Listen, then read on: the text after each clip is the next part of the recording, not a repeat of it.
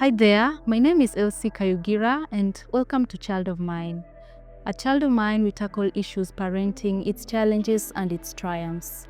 From infant to toddler, teen, young adulthood up to adulthood. At Child of Mine, we believe that children are unique, all of them are unique, and there's no one method of parenting that fits it all. However, we believe that by sharing life experiences from different people and situations, a parent is able to learn a few things on how to guide their child in the right way.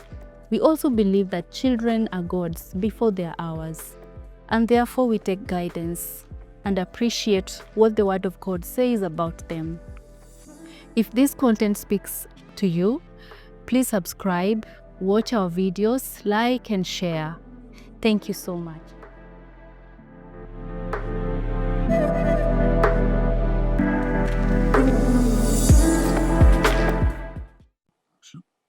Hello, my people. How are you doing today? My name is Elsie Kayugira, and welcome to Child of Mine Show. So, on today's episode, we want to talk about emotional abuse to your child. Do you know you can be emotionally abusing your child without knowing it? So, let us get to know more about that, discover, learn, relearn, and unlearn all that entails to emotional abuse to your child to help us raise better generations. Thank you so much. And with me today is my guest, Anne Karambu. She's a counselor, a nutritionist, and so many others. She's even an author. And perhaps, Anne, if you could talk more about yourself again. Good. Thank you. Thank you so much, Elsie, and thank you for having me in this show. I'm happy to always talk about parenting, talk about raising children, because my slogan is raising a godly generation. So I want to believe that God has given us this mandate to be able to raise the next generation, a generation that will know God and serve Him in holiness and wellness. And again, allow me to just dwell a little bit on that and say that the many challenges also, again, we are facing even in the church is being able not to really understand the aspect of godliness. We are religious, but we are not godly. We will follow practices of going to church, serving in church, and doing all those other things, but godly character has not been formed in us. And of course, as we even continue to have this conversation, the desire is to be able to see how can we be able to raise godly children. Because then if we raise godly children, we are assured of a next generation that is godly. Yeah. So we can comfortably be able to pass godliness from this generation to the next. If we were to look at maybe even what God was telling the children of Israel, in Deuteronomy chapter 6, he talks about teach these commandments to your children when they wake up, when they are sleeping, when they are walking, it was a command. And the command is so that they will also teach their generations to come. So it is the responsibility of every parent to be able to be godly so that they can be able to teach godliness to their children. And of course, what a better place to begin the conversation than just understanding how we might emotionally hurt our children unknowingly. And sometimes also just place them in a space where maybe I'm the one who is hurting, and because I have not healed, I'm now hurting my children unknowingly. Allow me to put that part unknowingly. So yeah, my name is Anne Karambu Mwangi. I'm a counseling psychologist. I'm also a nutrition and a dietitian. I am a food scientist. I've done food science. I'm also an author, a mentor for young people and children. Basically, I deal with children from around the age of 9 all the way to 35. And basically the young adults. I also do mentorship for couples before they get married. So it's a whole lot of many things that I do, but maybe if you would describe me as a holistic wellness consultant, that would be better, because you come, you talk finances, you will come, you talk marriage, you will talk relationships, you will talk, I'll do coaching, I'll guide on how do I build my career, how do I build a business to a point where it can be able to bring in returns. So yeah, I am many things, but above all, I am born again and Christ is Lord on my life. Amen. Amen. Thank you, Anne. If I may just start off, what's emotional abuse? So emotional abuse, just to define, is also called psychological abuse, and it is a form of mistreatment that involves manipulating, belittling, intimidating, or controlling another person. Maybe I want to explain those. Yeah. We've talked about mistreatment. Yeah. There's no one who likes being mistreated or being mishandled. And sometimes even as parents, we find ourselves doing that. And I said it is unknowingly, because there is no parent who will give birth to a child to mistreat them. Yeah. But sometimes we mishandle unknowingly, or maybe it is trauma, it's pain that I am carrying, and therefore just passing it on without knowing that I'm hurting the other party. The next part of emotional abuse is manipulating, where I will force you to be what I want you to be. The way human beings have been created, we have not been created to be controlled, because God created us to be leaders in our own capacity, everyone, including children. Yeah. So when I am controlled, I feel uncomfortable. It's like I am suppressing my inner self. So manipulation crushes who I really am, and therefore then I'm being forced to live who I'm not. So that is manipulation and control. The other one is belittling. And belittling can come in the form of words, the words we speak, assuming or even just dismissing someone, or not being able to give especially the child, the attention they need. The other way, of course, is intimidation. You know who I am. That statement might sound very little and easy, but it is not easy for a child, because a child looks at the parent as an authority. Before a child knows a policeman, they will know a parent as an authority. Yeah. Before a child knows there is a chief, they will know a parent as the authority. Even before they get to know God, they will know the parent. Now imagine this parent that the child has given so high regard is now the one intimidating. What will happen to this child is that they will develop intense fear that they don't know how to control, because there is this parent who is so harsh on them. And allow me not to say that and we be mistaken for not being strict. I'm not talking about just allowing the child to do what they want. I'm talking about when now we overdo the part of that aspect of intimidating. The other one is, of course, now controlling another person. And controlling can come in all forms. I want you to be like me. I want you to pass exams like I did. I want you to go to the school that I want you to go to. I want you to eat the kind of food. I mean, the control has to be really limited, because remember, parenting has a lot of guidance. It's more of guidance. But now when it turns from guidance to control, then that is abuse. Yeah. And it is a very thin line. Control and guiding. I see. Yeah. So the parts where sometimes a parent can say, you do this, and then a child questions then I say, you do it because I say so. Is that... That is intimidation. Oh, that is intimidating. Yes. That is intimidation because even if it is at work, Yes. when a boss tells you to do something, that is not how they talk. Yeah. Does a boss tell you, make sure you send that email? And they're like, why do you want me to send that? They will explain the why. Yeah. But sometimes as parents, we are not able to explain to children Yes. the why.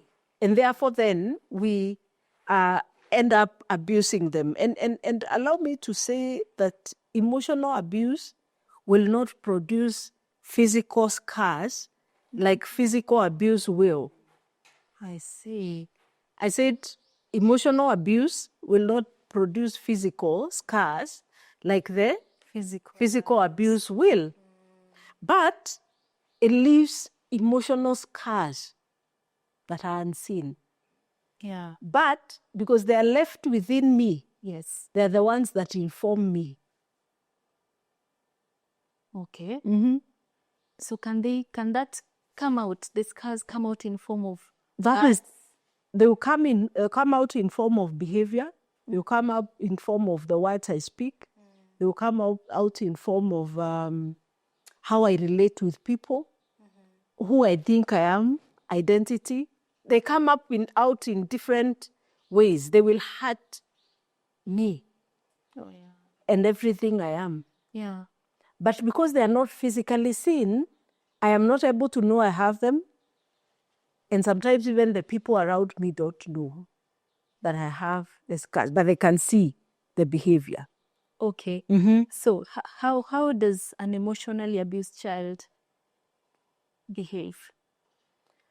One, of course, they will be very withdrawn.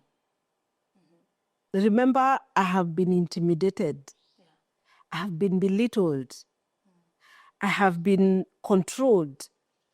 So do I matter? No. So I will withdraw myself from people because I don't matter. The other one, of course, the younger children below 10, they might experience bedwetting. Oh. Yes. And an extended bedwetting that may almost get into the teenage years. Okay. Some young children may also have a problem with speech. So delaying speech or... Not really. A child may be having a very clear... stammering or something. No, they would have begun even speaking clearly. But now when they start experiencing emotional abuse, they may stop talking at all. Oh. Yes. Like regressing. Mm-hmm. Okay.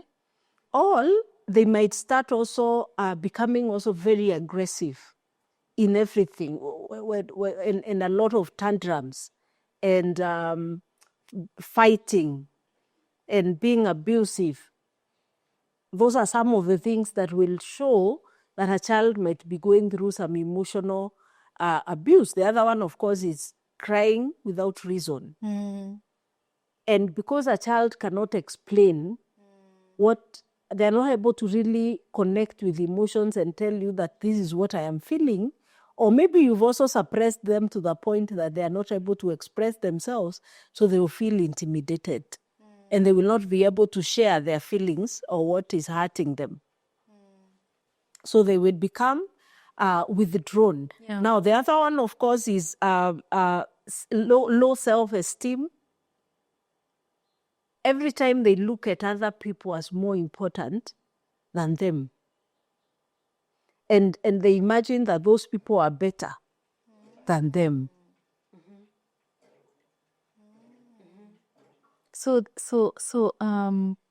Or it could be a scenario where you want them to make a presentation, sing in church or something, but then they just are withdrawn. Yes. They believe the others can do. Yes, other people are the ones who are better because maybe at home there is a lot of either they're being laughed at or they're being looked down upon.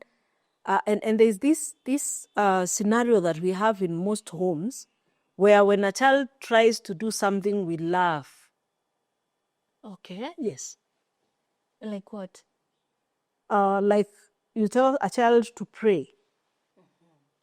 And of course, because a child will not pray like an adult, once they finish, it might be a whole family meeting and everybody is laughing. That is emotional abuse. Oh. Okay. Because what that child will interpret that particular laugh as is that they're not good enough. And that's why they're being laughed at. And can this also be an emotional abuse where in that prayer they have prayed and then you pray? That is belittling. Oh. Your prayer was not good enough, so I have to pray because your prayer did not reach heaven. Yeah. So I have now to pray as a parent because my prayer is the one that God hears. Yes. Oh my God, we've been emotionally abusing our kids. So it's totally possible not to know you are emotionally abusing them. I said unknowingly. Hey, until you get to, at what point will you know? I said it is conversations like this, it is study, and that's why we should at all times desire to study, to learn. Because a child is born, but a child does not come with a manual. Yeah. Like the way when I buy a phone, I have a manual that tells me, touch here, don't put it in water, don't do this, don't do the other. A child does not come with a manual. So we are not automatic parents. Yeah. We have to be intentional in learning. Yes. And that's why a writer, Carson, says parenting is not for cowards. There's a book here written on that parenting is not for cowards. That really, I may be a very good person. I may be very learned. But even how I parent child A is different from how child B is. So if I apply the same principles I applied on child A, on B, I'll be abusing B because they are not A. And that happens a lot. Yeah. Another way we do a lot of course, child abuse or emotional abuse is when we compare. So my daughter is an A student. Yes. And therefore I'm imposing that the boy must also be an A student because the daughter is an A student. It is not obvious. Every child is unique. There are things they will share because they are siblings, but in terms of personality and especially the aspect of their IQ, which is now the ability to study, that has to do with individual capacity. So although we are motivating them to work hard, we should never use the words, Anne is better than Elsie. Yeah. Do the way this person does. Because now what we are telling them, don't be yourself. Elsie, don't be you. Be Anne. So the child struggles to become Anne, yet they are Elsie. So how do I draw the line where I want to encourage them to be better? And of course, I want to encourage Anne to be better, and Elsie is the person we are seeing here is doing better. How do you draw the line between emotionally abusing them and encouraging them? You empower the child to do their best and not better. To be their best. My best might be being good in football. My best might be being good in skills. hands-on skills. That is my best. But the other person, their better might be passing those exams. So the point should be encouraging the child to be their best, not in comparison to. So where their best can be, a child is not, a child is at 40% be in English or mathematics. So their best should be, maybe give them a target. And don't you're not the one giving them the target. Or they give themselves. It is according to their ability. So you have to encourage them to be their best, because once you set a standards, and maybe the standards you set as a parent is not their best, you, of course, definitely will be hurting this child, because they're trying to do their best, but they cannot reach, because we've already set a target up there. And I am telling you, this is such a vain line. But I am talking about this because I have sat in counseling with people who Elsie have gotten a B+, and someone is telling you they failed. They failed.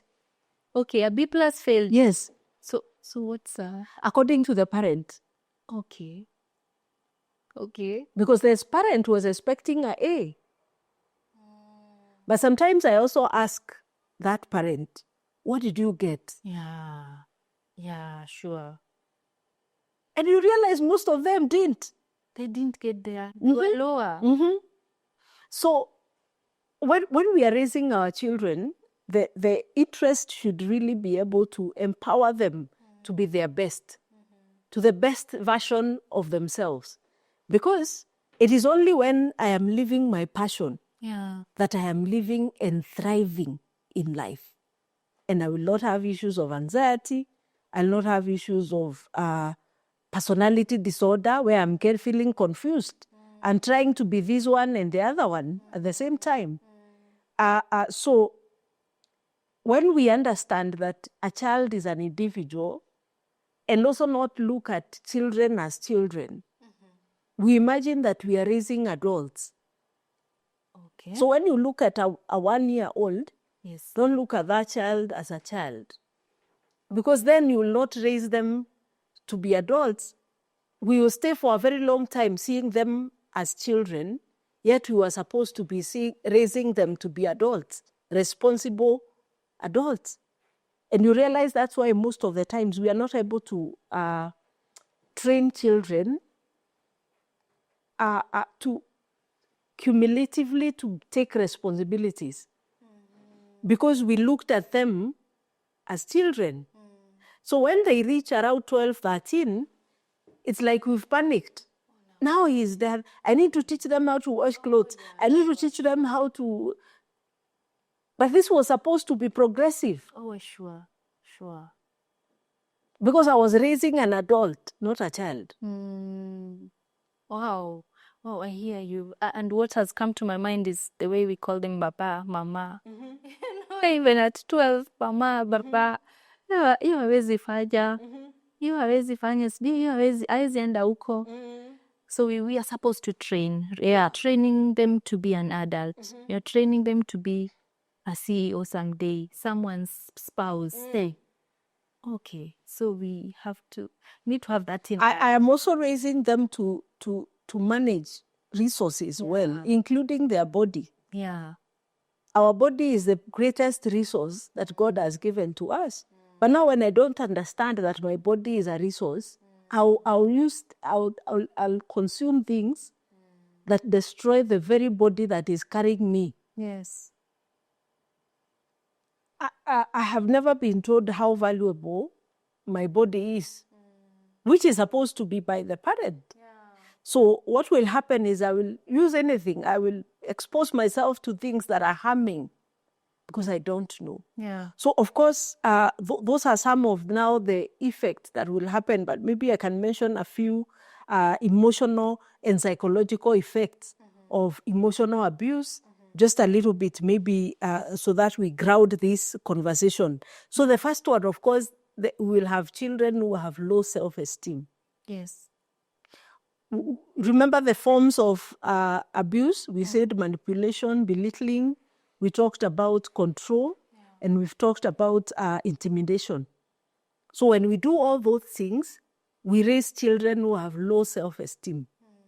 The next one is they will have anxiety and fear.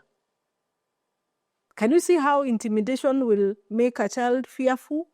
Yeah. Yes, because I have posed myself as this unapproachable parent on the child, and the child develops fear and anxiety. The anxiety might come because of the child trying to become this person that the parent is insisting on, yet there is this inner person they are. Yeah. Can you see the confusion? Yeah.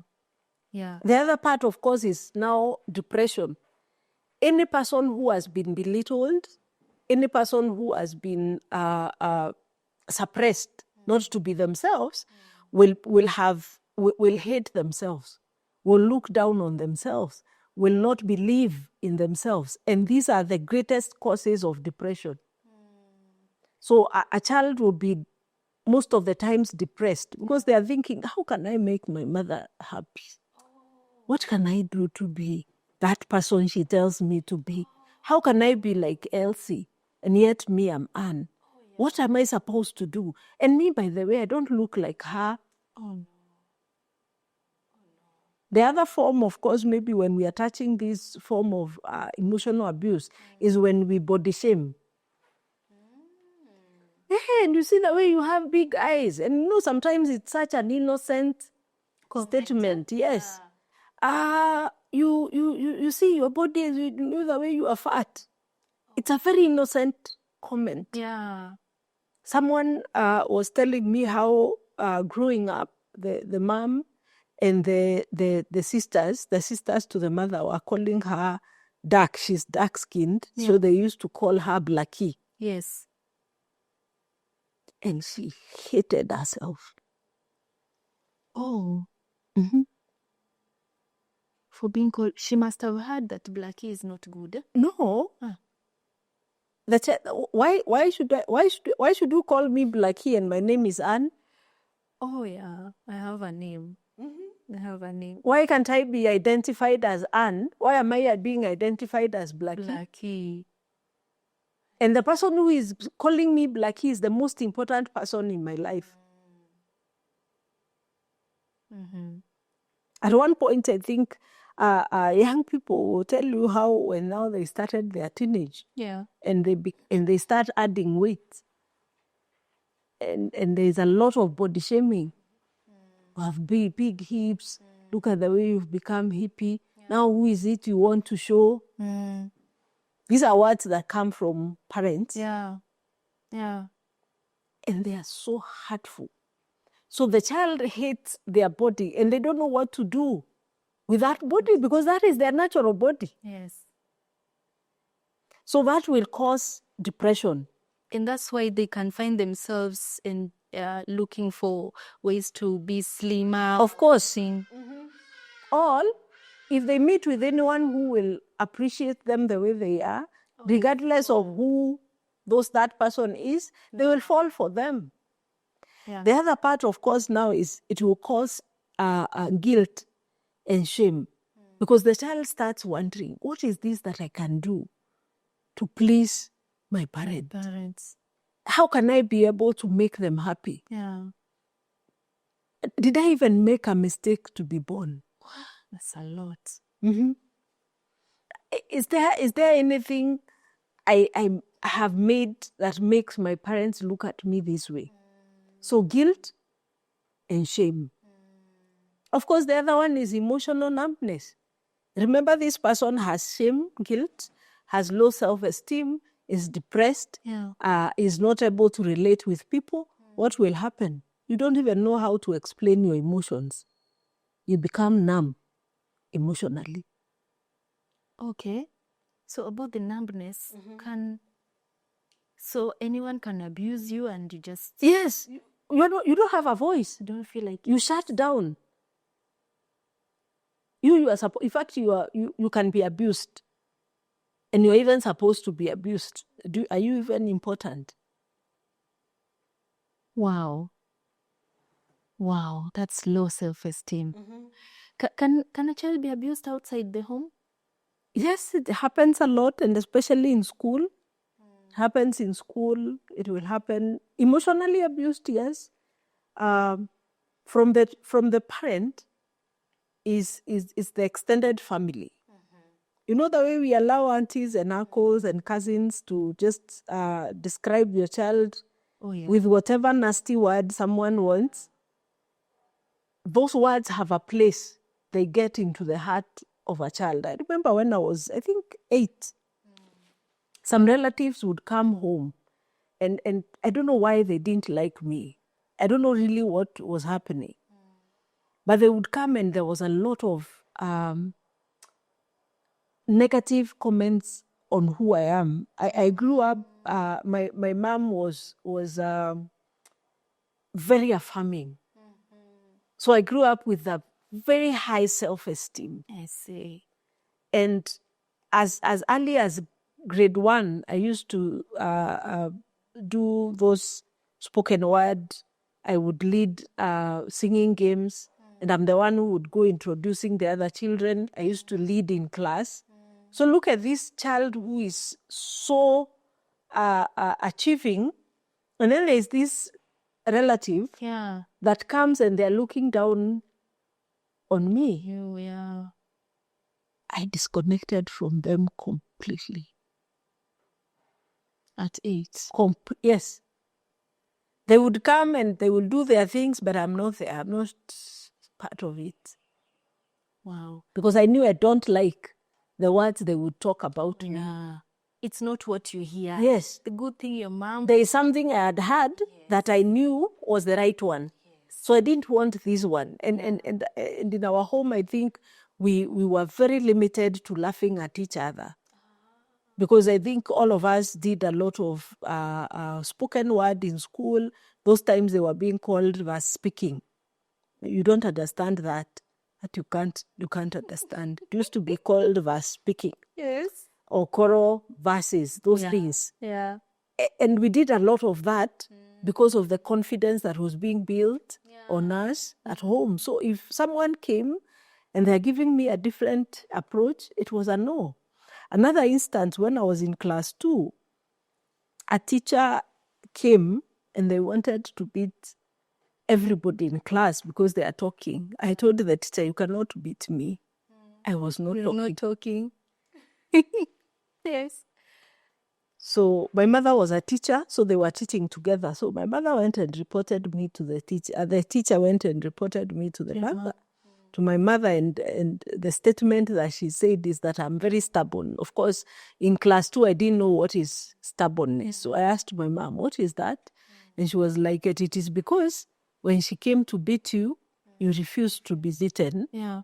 Because she was beating everybody in class. I asked my mom, but why did she want to beat me up when I have done nothing?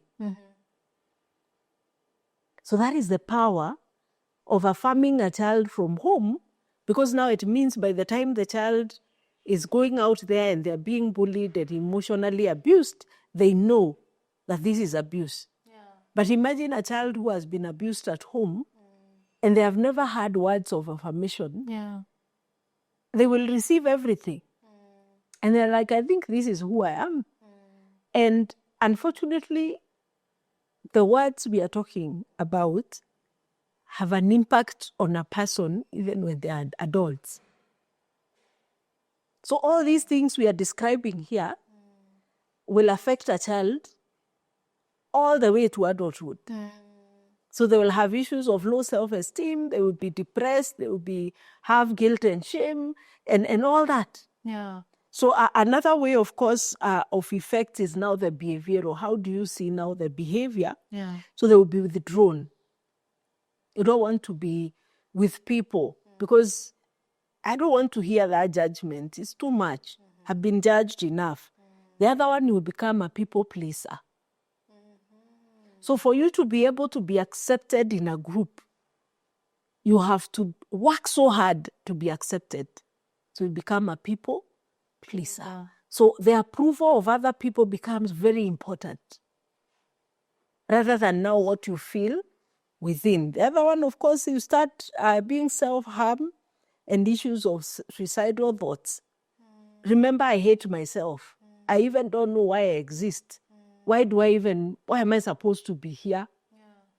And that is where you experience children who will cut themselves. And of course, some parents will think they're just doing it for fun. I remember someone said they are creating attention. Oh. Someone cut themselves and they're bleeding. And somebody is like, they're just seeking attention. You're just brushing that off. Wow. Mm-hmm.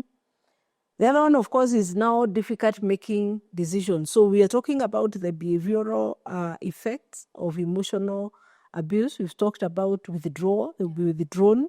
There's the issue of becoming a people pleaser. And then there's the issue of now self-harm. Of course, difficult making decisions. And this one is not only for children. It runs all the way into adulthood.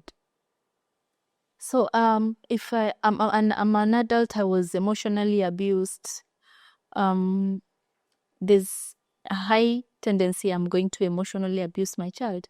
Yes, because I'm still hurting. The pain has not been able to be dealt with. So I will again hurt unknowingly.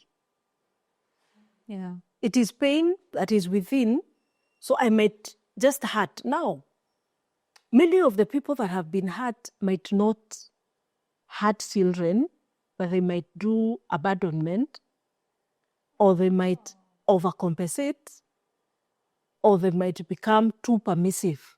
Oh. In the thinking that I don't want to treat my child the way I was treated. Sure. Mm-hmm. So I will overcompensate. We are talking about if the child wants this, take. We want to go, take. I don't want to eat. Yes. Okay. I mean, because I don't want to do what was done on me. There's overcompensation.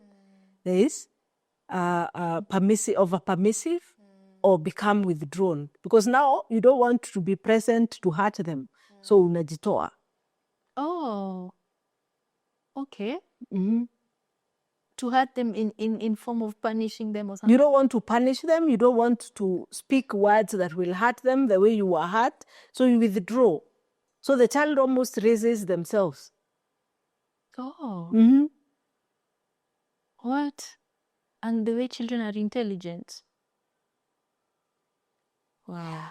Wow. So there is the cognitive effects. Remember we said there is the psychological. Yeah. We were doing the behavioral. Now there is the cognitive. How do I think about myself? Mm-hmm. So I will have confusion and self-doubt.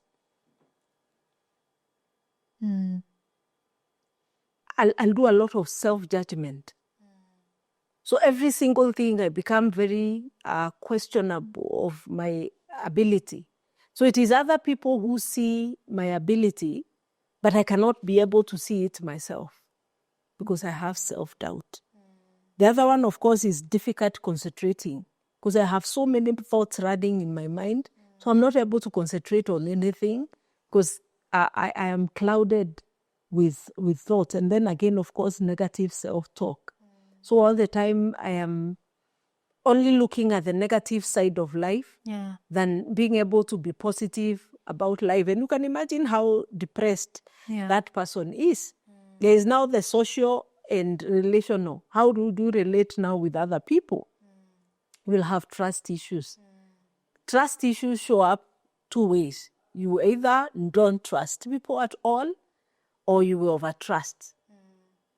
Both are negative. Because when you don't trust, it means you'll not be able to relate with people. When you overtrust, again, you will allow people excess space in your life. Then there is fear and of intimacy. You don't want to connect closely with anyone. Of course, difficult setting boundaries. Anybody can come and do anything to you or take anything that belongs to you and you don't know how to say no. Yeah. Then there is the isolation. A very fast look into the physical on my health now. There's chronic stress. So I am stressed throughout, moody, all the time depressed, chronic, throughout. Sleep issues. Of course, I'm not able to sleep well. Weakened immune system. We are talking about psychosomatic symptoms. We are talking about sicknesses that are associated with our mental health. Then, of course, post-traumatic stress. So every time I remember anything that was done to me when I was younger, those memories bring panic attacks and anxiety. Difficult forming healthy relationships. I'm not able to relate with other people. Then the cycle of abuse. So because I got abused, I will be abused. I will abuse someone else. I will abuse my children. I will pass that abuse to the next generation. And of course, have, again, identity issues. Yeah. So it's a whole range of challenges that will be associated with emotional abuse. And therefore then, not unless I am intentional in knowing who I am and understanding why I behave the way I do, it might become very easy to hurt a child without knowing. Allow me to maybe share a little bit about my daughter. Yeah. I remember when during the stage, you may not be really hurting, but things may be happening in your life also that are hurtful. Yeah. So, or maybe overwhelming. Yeah. So I remember that season I was in school doing my degree. I was expectant with my last born, and I had businesses that were failing. And it is around the same time also my daughter was facing a lot of bullying in school. So I ended up hurting her a lot because of the pain and the circumstances I was in that season. But I would say I was not aware. I was not self-aware. Because if I was self-aware, I would have withdrawn from relating with her directly like that and sorted myself out first, instead of releasing my outburst of frustrations on a child. Yeah. So I would, I think on that time she expresses that I would beat her like mercilessly, and I can tell you it was merciless. But going back and remembering myself, I can tell you for sure it was out of the things that were happening. Yeah. It's not really like you're beating the child, but you're doing it out of your own stress. Yes, your own issues that are happening. And that's why being aware, I'll take myself out from that environment. Even when the child does something that is irritating, I'll make sure I've taken myself away from that. To get some air. Yes. Okay. So that I'm not beating her with my frustrations. Yeah. So those are things that happen. They're real. Yeah. Now, I've just remembered a scenario that happened with my firstborn. When she just joined school, she had been having short hair. Now she joined school, and then a few weeks later, she starts asking me, "Mommy, am I beautiful?" and what, blah, blah, blah. And then she asks their daddy.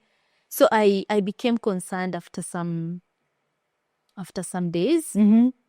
Why is she always asking this when I go to pick her on our way at home? And then one day she says she wants to be a boy. So I had to research. I really had to research what goes on at school. And then another day she tells me there was a boy who wanted her to pee like a boy.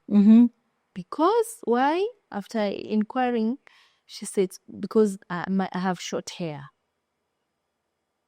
And that really stressed me up. I was like, no, this can't happen. Don't they know? Are they not? That boy is not taught by their moms that you can have short hair. And I kept telling her, you can have short hair. Even girls have short hair.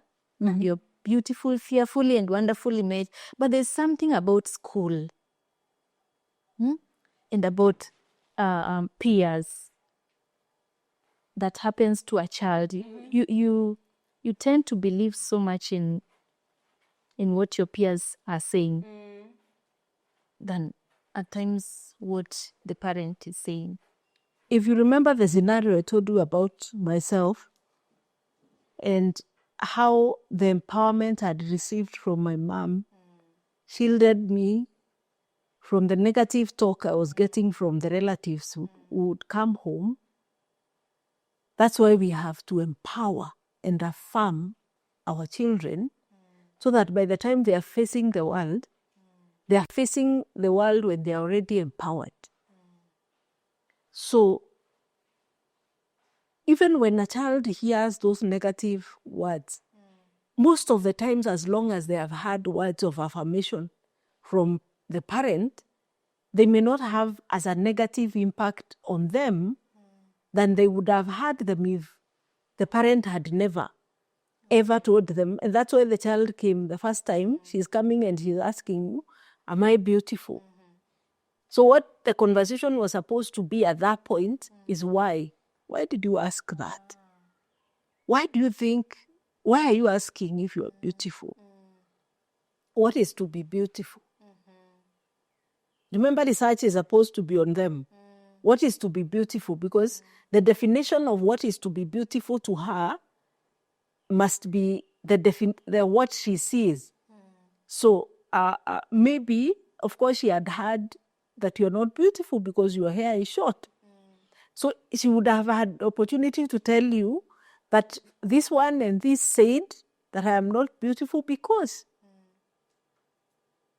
So imagine if we are not present parents, how will we be able to identify such? Yeah. And yes, a lot of bullying happens in school. And yes, our children are bullied. But one of the ways you will know, because the duration when my daughter also, I was having issues with her not obeying what I'm saying and we are fighting. There's a lot of bullying that was happening in school. And she had mentioned she would come and share, because every time she would close, she will come in the evening crying.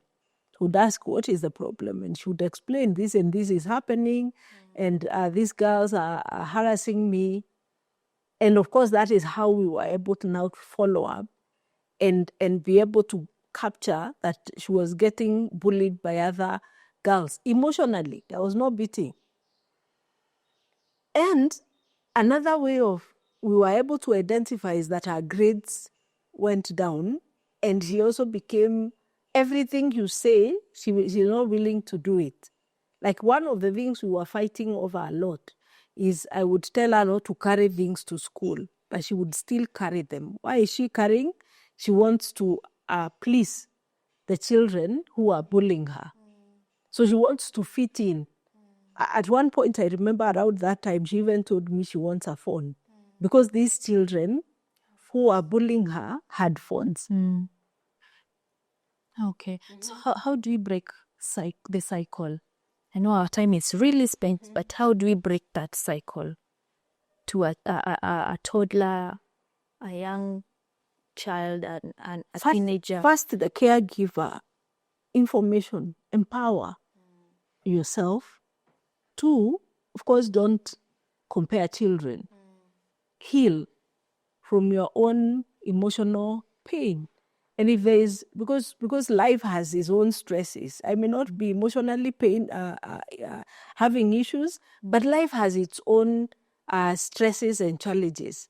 When I'm going through those challenges, avoid projecting them on your children intentionally, because this one you have to be intentional on the same. And of course, now being able to also seek professional counseling, just to be able to deal with those issues and attend parenting seminars, listen to shows like these that are guiding on matters parenting, because we cannot be able to learn on our own. Yeah, sure. Yeah, sure. You cannot be able to learn on your own as a parent, and you need to break the cycle. Yeah. Like emotional abuse is something. It's something. Yeah. what would you want, would you love, or would you like a parent to know or to take home today in regards to this topic? I would say understanding the effect that this physical abuse, emotional abuse has on the child long term, not necessarily only when they're growing up. Yes. And how it will mess their identity. Yeah. If we understand that picture, then we'll be more careful. But because, again, we do them unknowingly, the best thing is first desire to heal. Because when we are healed, we will raise our children healed. Yeah. If you know you've gone through any emotional abuse of any kind, it is important to seek counseling. It is important to seek to heal personally first, so that then now you're strong enough, or you are equipped to be able to heal. Now, if you have a child who is already there, Yeah. depressed, has a lot of guilt and shame, again, also they need to be taken through counseling.